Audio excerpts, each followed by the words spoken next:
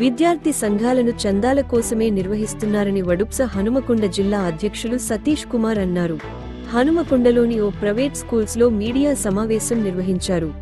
ఈ సందర్భంగా వారు మాట్లాడుతూ, ప్రైవేట్ స్కూల్ కరెస్పాండెంట్పై భౌతిక దాడి చేయడం సరైన పద్ధతి కాదన్నారు. విద్యార్థుల సమస్యల కోసం పోరాటం చేసే విద్యార్థి సంఘాలు దీనిని ఖండించాలని అన్నారు.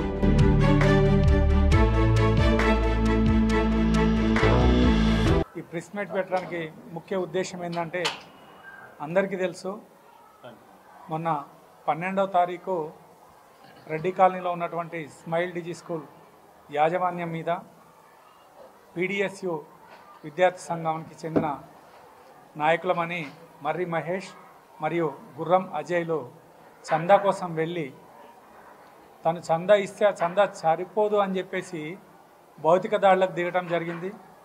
దాన్ని మేము తీవ్రంగా ఖండిస్తూ ఉన్నాము. దానికి ఖండించుకుంటూ తెల్లారి మేమంతా మా విద్యా సంస్థలన్నింటినీ కేజీ టు పీజీ విద్యా సంస్థలన్నింటినీ బంద్ కాల్ఫర్ చేసి మేనేజ్మెంట్లు మరియు టీచర్లు అందరం కలిసి నిరసన తెలియజేయటం జరిగింది.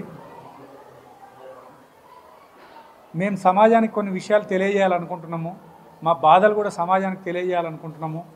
ఎందుకంటే విద్యార్థి సంఘాలంటే మేము కూడా విద్యార్థి దశ నుంచే వచ్చినాము. మేము విద్యార్థి సంఘాలలో పనిచేసే వచ్చినాము. మేము కూడా లక్షల కోట్లు డబ్బులుంటే బడులు పెట్టలేదు. మేము కూడా మాకు ఉద్యోగ అవకాశాలు రాకపోతే మేము అవకాశాలు కల్పించుకొని మాతో పాటు ఇంకొక 20-30 కుటుంబాలకు వృత్తి కల్పించడానికి పెట్టిన విద్యా సంస్థలు ఇవన్నీ.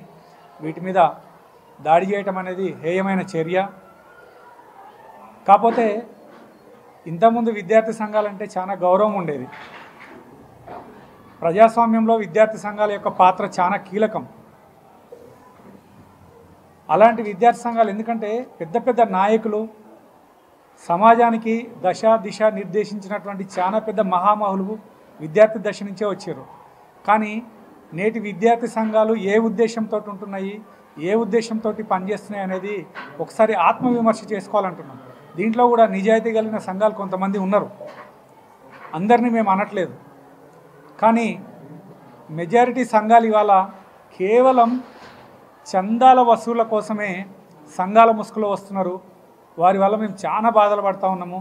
మేము బడులు నడపాలనా లేకపోతే వీళ్ళు వచ్చిన వాళ్ళను ఏం సమాధానాలు చెప్పాలో అర్థం కాని పరిస్థితి ఉంది. ఒక పీడిఎస్యు ఒకసారి వచ్చింది, ఓకే, 4 పీడిఎస్యు సంఘాలు 4 పేర్ల మీద మా రాష్ట్ర మీటింగులు ఉన్నాయి, మా జిల్లా మీటింగులు ఉన్నాయి, 500 మందికి భోజనాలు పెట్టండి, 1000 మందికి భోజనాలు పెట్టండి అని చెప్పి 4 సంఘాలు. ఎస్ఎఫ్ఐ నుంచి ఒక వర్గం విడిపోయి మళ్ళీ ఇంకో వర్గం ఫామ్ అయ్యి అందులోకెళ్ళి ఇంకో వర్గం విడిపోయి అట్లా ఒక్కొక్క సంఘంలోంచి 20 సంవత్సరాల క్రితం 3-4గా ఉన్న సంఘాలు ఇవాళ 50-60 సంఘాలు తయారైపోయి ఇక రాక్షసుల్లాగా మా ఎంబడి పడుతున్న పరిస్థితి. మా అందరి మొబైల్ ఫోన్స్ మీరు చెక్ చేస్తే ఒక్కొక్క స్టూడెంట్ యూనియన్ వాళ్ళు మాకు కాల్స్, మిస్డ్ కాల్స్ 50 నుంచి 70 కాల్స్, 100 కాల్స్ ఉంటాయి.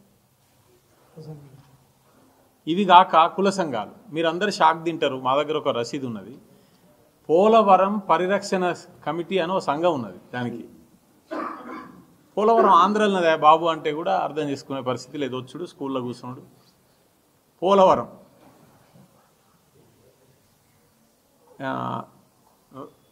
ఇది మన రైట్ టు ఇన్ఫర్మేషన్ యాక్ట్ సంఘం ఉన్నది ఒకటి.